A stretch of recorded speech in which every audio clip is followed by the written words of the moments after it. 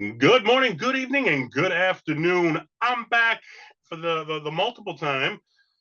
This is Funny Like Clown Podcast. I'm your host, Dennis Wirth. Uh, what's today? October 4th, 2024, episode 184. Here to discuss generational comic Jerry Lewis. And we'll get into that a little bit later. As always, today's episode is brought to you by G Vegas Buffalo Sauce for the spicy, sweet, savory taste of game time. Only one G Vegas, the official Buffalo Sauce of Joke in the Box Comedy Club. Go to www.jokeinthebox.org. Order some up, get it shipped right to your door. Go green, go fresh. All right, now that we get all that out of the way, let's get into Jerry Lewis here. And I know it's been a while since I did a podcast, and the reason is I was making a movie to pitch to Fox, and I said, you know what, I'm going to do the movie and I'm going to do the podcast at the same time, and I became consumed with the movie. It just overtook my life. So, we finally got the movie done called The World Needs a New Superhero Part Deuce. So go check that out. You can watch the first one on Tubi, Fox's streaming service, and hopefully the second one, My Lips to God's Ears, will be on there soon too. That they'll pick that one up too. But hey, we'll see anything happen. If not, it's on Vimeo on demand. You can watch it on there. You can watch it there with no commercials for like $1.99, or you can wait till it's on Tubi and watch it for free with commercials. Either way, it's out there, babe. It's in the air. All right. Nicknamed the King of Comedy, Jerry Lewis appeared on in over 59 films, which I've done like 3 or 4, and man, every time I do them, I say this is so much work. I'm never going to do this again. But then you watch the finished product. Oh, I can't wait to do that again. So, but I mean, it's my wish everybody knew how much effort and work it took to make a movie. So to pour in over 59 of them, which I'm a local filmmaker, I mean, I got to do all the editing and all the filming and acting, and where Jerry Lewis, he just showed up, other people doing the work. But I mean, just to act in that many films and memorize the script and put out a good product. Of course, my brother went out to Hollywood one time, and he said it's just like any other place. It's an industry out there, I mean, I work in a city where plastic's a big thing. It's all plastic factories. It's an industry. That's what they kick out plastic. Well, you go to Hollywood, that's what they do. It's an industry. They kick out movies. They're set up to get them in, get them out quick. Where if you do a local film and you're an independent filmmaker like me, it's kind of like takes a snap a little bit longer. But appearing over 59 films, Jerry Lewis first 16 with his partner in crime, Dean Martin. They were quite the duo. And this one right here is close to my heart. Host of the Jerry Lewis telethon for MDA. And I will say my sister had muscular dystrophy, and this guy's name will always have a special place in my home because I saw the good he did with that telethon firsthand. She had electric wheelchairs, electric beds. She wanted to go to special needs camp. It was expensive, but don't worry. Jerry Lewis's telethon is going to pay for it. And I get a little choked up talking about it, but yeah, I did a couple benefit shows for muscular dystrophy, and I'll tell you, if you're going to donate some money, that's the place to go, because they say, every other kid takes just going out and riding a bike or going out and playing kickball. They take that for granted. Well, kids with an MDA, my sister had it before the internet came along. All she could do was lie in bed and watch TV. That was her life. But once a year, she'd go out for a week, and they had all kinds of stuff set up for them. They could do everything a normal kid took for granted. So, when you can be part of doing something good like that in life, then hats off to you, man. This guy got no 1 but 2 stars on the Hollywood Walk of Fame, which if you get 1, that's cool. If you get 2, then what's that say? That puts you in a whole new level. That's what it says. Let's see. Over 117 television and film appearances. Nominated for the Nobel Prize in 1977. How many comics can claim they've been nominated for a Nobel Prize? How many people in general in the world? I mean, that's like such a coveted such an honor. I mean, yeah, 2-3 people a year in the history of mankind, and he was one of them, man. You're in some good company right there, let me tell you. It was for his work with MDA, like we just talked about. France awarded him with the Legion of Honor in 2006, which I guess over in France he was a huge icon over there, and they awarded him for his work. I heard what David Hasselhoff, like over here he was known for Knight Rider, but he was like his big musical friggin' icon over in Germany. Where over here, if I asked you, name a David Hasselhoff song, I mean, you knew he was on Knight Rider, but you probably couldn't tell me any of his music, but over in Germany, he was an icon. Well, Jerry Lewis over in France, guy was an icon. I mean, he's an icon here too, but I mean, they took it to the, to take it to another country. That's kind of cool.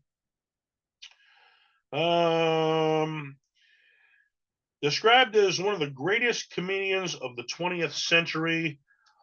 And, I'd say that about him, that, there's a lot of, icons in comedy, which I say, Richard Pryor is an icon. George Carlin, the guy's an icon. But, to say you're a generational talent, that, only once in a person's lifetime does a talent like this come along, that's really saying a lot. I mean, you got Elvis was a generational talent. Michael Jackson was a generational talent. Taylor Swift is a generational talent. Well, guess what? Jerry Lewis, generational talent, once in a lifetime. Nobody's coming along like this guy. Yeah, that's one hell of a company to be in right there. Born March 16th, 1926 in Newark, New Jersey. And both his parents were vaudeville performers in radio. And so I guess talent ran in his family. So as a teenager, he was known for pulling pranks. He was expelled from high school in the 9th grade and dropped out in the 10th grade. And which I always said, I remember Mr. Finocchio, if you're watching this podcast, he was my math teacher, I believe, in well, I don't know, I think it was math, yeah. Who cares? He's a jerk.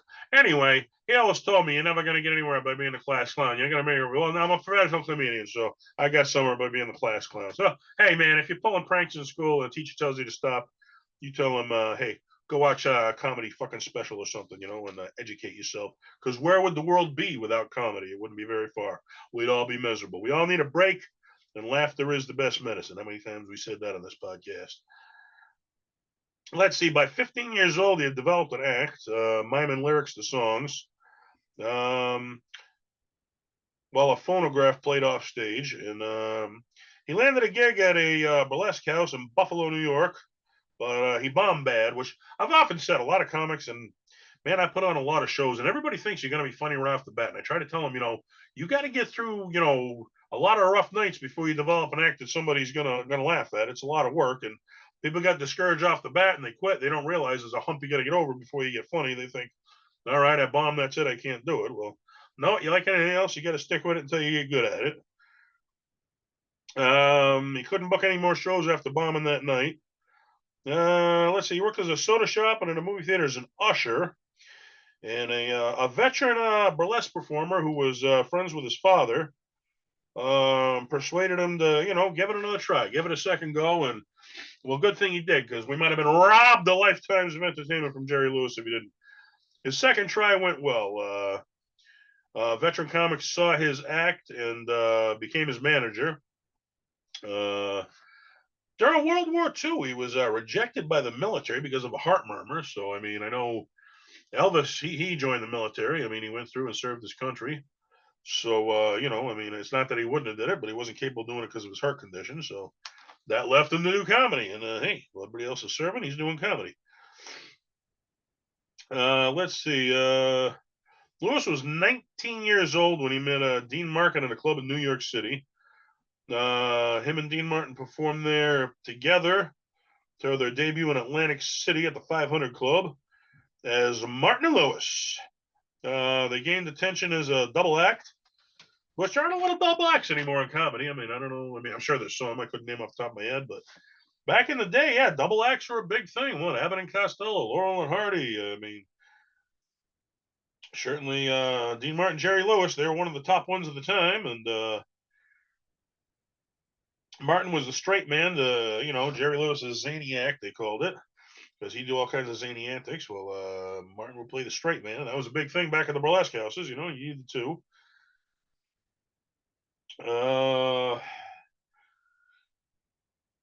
Yeah, I guess back then, like I said, there were a lot of double acts, but I guess their ability to improvise on the spot. Robin Williams, he was natural for that. He could just look at something and turn it into something funny off the top of his head. And I guess their ability to improvise, just right spot on, just come up with something funny rather than just stick to the routine or stick to the script. That's what set them apart from other double acts of the time and really made them become popular because of their improvisation. They went on to get a radio program as the Martin and Lewis Show. After the success of that radio show, the TV debut came on CBS, the Ed Sullivan Show, which, well, I didn't know this. So, I learn something new in these podcasts every time. I guess before it was called the Ed Sullivan Show, they called it Toast of the Town with host Ed Sullivan. Then it became the Ed Sullivan Show because he became so popular. 1948. Let's see. He performed at the Texaco Star Theater, which, I mean, that's the next step up. If you're doing burlesque counts and all of a sudden you're starting to fill, theaters, that's the next stuff up, from being a comic. Let's see. 1950, he signed with NBC to be regular on the Colgate Comedy Hour. I love this, how all the big companies back then, the Texaco Star Theater, the Colgate Comedy Hour, all the. Oh, I've been a little sickly. Excuse me, but all the big companies had to get the name and the titles there. They'd pay to have, which I know. I mean, I'm a Patriot fan. You got to go to the Gillette Stadium if you want to see the Patriots, So big advertisement money with all the major companies there, but it was a thing back then as it still is today. Let's see. 1951, he had his appearance at the Paramount Theater. Now you're performing with Paramount. Ooh, that's a big name. Now you're really getting in the meat of things. They began a film career with Paramount Pictures. The two were cast as they were cast in two films as kind of not the main actors, but side characters just to get their feet wet. But that was followed by 14 films for Paramount. So once they got their feet wet, they were off to making their own movies right there. The act was so successful that Bing Crosby and Bob Hope actually copied them, and they formed a duo too, because duos, they were such a big thing as a duo that everybody wanted to be a duo because that was what was selling. So yeah, Bing Crosby and Bob Hope formed the duo and followed their lead the following year. Here's one I didn't know either. DC Comics actually published The Adventures of Dean Martin and Jerry Lewis from 1952 to 57. So who knew Dean Martin and Jerry Lewis had a comic book? I mean, that's next level stuff right there. You got your own comic book. Let's see. They formed on the 27th Academy Awards, the Steve Allen Show, the Today Show, 1954 Look Magazine.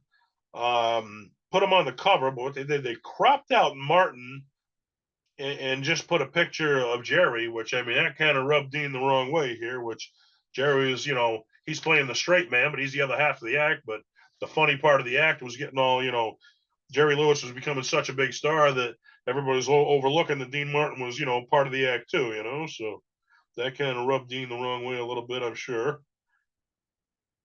Two did their final nightclub act at the Copacabana in 1956. And, both went on to have very highly successful solo careers. So, I mean, I think I seen a movie, yeah, and Dean Martin was saying, they're begging me to put out a Christmas album because Dean was such a great singer. He's like, you think I need Jerry Lewis? I mean, they're offering to pay me millions to put out a Christmas album, and I'm turning them down so I can work with Jerry. He's like, don't forget about the other part of the act right there. Neither would comment on the split, and no, neither one would consider a reunion either. It was just so I mean, I'm sure there were tensions like that caused it, but they never commented on why they split up. Then Martin surprised Jerry Lewis on the Ed Sullivan Show, and they reunited several times publicly and privately after that years later. So in the end, what's in the past is the past. Let's let it go and move on. And that's awesome. They were able to move on because you can't take away what they did. They were, one of the biggest, if not the biggest duo of all time. So, I mean, Lewis and his wife were vacationing in Las Vegas. While there, Judy Garland was sick, and she asked Jerry to fill in for one of her shows because she was sick and couldn't do it, and she knew he was in town. So he had not performed alone in 25 years. He was always with Dean Martin, so I'm sure that was scary to him. Like, whoa, do this without Dean, just by myself. But he was hesitant at first. He accepted, and I guess he left the crowd cheering. Man, he really knocked him dead as a solo act. So yeah, it's when you get up there, you're scared. Once you get those first couple of laughs and you realize, all right, I'm getting accepted, then you loosen up and you have a good night. I'm sure it was like that. It was scary till he got the first few laughs. Then, all right, I can do this. Let's have a good night here. Uh, I guess he ended with a song from his childhood called "Rockabye Baby," and Decca Records wanted to release it, and they actually did. Went to number 10. The song and the album went to number 3. So I mean, yeah, little musical art himself right there, aside from his comedy and performing. And hey, when you're successful like that, with your first album, happens, more albums come to follow. He became a regular at the Sands Casino in Las Vegas. They call that residency. And I remember I went out there and I was in Vegas. I was performing out there. I don't remember where anyway. While driving around, I seen every hotel. They just have a big banner, residency. I saw Penn and Teller, residency, Penn and Teller. I mean, having residency in Vegas, that's a big thing for these casinos. And, they're making some serious money on that. He appeared on What's My Line, the Tennessee Ernie Ford Show, the Tonight Show, the Ed Sullivan Show. This was solo, again. 1957, he did some solo shows for NBC, hosted the Academy Awards 3 times. DC Comics agreed to The Adventures of Jerry Lewis, a spinoff of the Martin Lewis comic from 57 to 71. So, I mean, this is 1971. That's getting close to. I was born in 70, so I guess I would have been 1 at the time. But I mean, that's getting more into our time. In 1959, Paramount made him the highest paid Hollywood actor to date, and that's quite the honor to have. So you're the highest paying guy in Hollywood. I mean, that makes you numero uno, baby. After a long and successful comedy career, Paramount noticed declining box office revenue, and they didn't renew his contract. But this was after years of a highly successful career. Nobody stays on top forever. Even Elvis ended up in Vegas at the end of his career. He was doing stuff in Vegas. So I mean, Taylor Swift, hey, see you in Vegas someday. No, I don't know. She's got enough money; she don't care. But let's see. But even after that, he signed with Columbia Pictures. They picked him up, and he kind of reinvented himself as a serious actor instead of the comedic actor that he was been. And they said Eddie Murphy, he got into he did a lot of dirty films. He got a little bit of legal trouble there, and he said that's why he survived. He came out and he did he became a family act rather than a dirty act, and that's why he survived. Well, he reinvented himself as a serious actor, and that's why he survived, because nobody had seen him in that. It was a new way to look at Jerry Lewis. Just some of these TV appearances. Well, the Merv Griffin Show, the Sammy Davis Jr. Show, Batman, Martin and Rowan's Laughing, Password, Playboy After Dark, The Red Skeleton Show, Sonny and Cher. I mean, Sonny and Cher, Batman. Oh, to be on Batman. Oh my gosh, I would love to be on Batman, but he got to do it. But hey, I'm a superhero on my own, right? Go see. The world needs a new superhero, as I told you earlier. Let's see. After his Columbia contract ended, he then, he had so much money at this time. He did some independent films that he put up the money for himself. He appeared in the first comic relief in 1986. I remember seeing that. He had a lollipop on stage. And he was telling jokes while licking the lollipop, and it was such just to see. I saw the comics from my generation, but to see the former generation, like The Godfather, there, it was so cool. At Comic Relief, he was the only performer to get a standing ovation. So everybody appreciated what he did, and they let him know it that night. Let's see. More modern day appearances. He was on the Arsenio Hall show. He was on the Whoopi Goldberg show. Mad About You, The Simpsons, Conan O'Brien, Law and Order. He was in Eddie Murphy did a remake of The Nutty Professor, and he was in it too, because he was the original Nutty Professor. So, I mean, this guy, even in his old age, he was still, top of his game. And, he was on Comedians in Cars Getting Coffee with Jerry Seinfeld. And, I'm going to try to Google that and watch that, because I have not seen that episode. That is an episode I want to see. When I'm done this podcast, I'm going to go see if I can watch that. All right. He was on Jimmy Fallon's Tonight Show. He hosted the MDA Labor Day Telethon for 44 years. I mean, 44 years of your life. I mean, that's over half the guy's life right there. The most successful and the most watched fundraiser of all time. And yeah, what a job he did. I mean, just like I said, I mean, once in a lifetime, a guy like this comes along, and we were lucky enough to see him. And I'd say it was more of my parents' generation, but I mean, our generation, we knew about him. We know how big a icon it was. And I remember back when we had, the old TV there watching, watching his movies. They do the reruns in black and white, and I enjoyed him as a kid. It was worth watching stuff. Let's see. Whenever he did the episode, he opened and closed with his signature song "You'll Never Walk Alone." And I put on a show for MDA, and I tried to raise some money for it. And I ended the comedy show. I sang that song. But what a tribute it was! What a tribute to pay to him and my sister. From the bottom of my heart. Thank you for what this guy did.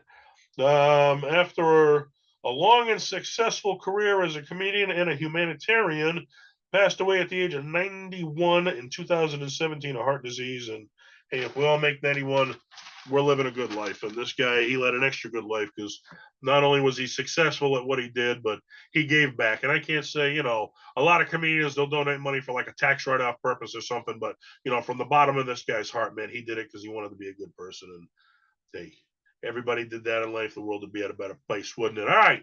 This is Funny Like Clown Podcast. I am back for the time being. Again, go see my movie, The World Needs a New Superhero Part 2, Vimeo on demand. And wish me luck. Fox picks it up, and maybe I can become the next Jerry Lewis who becomes hugely successful. Wouldn't that be nice? But in the meantime, I'm having fun with you guys.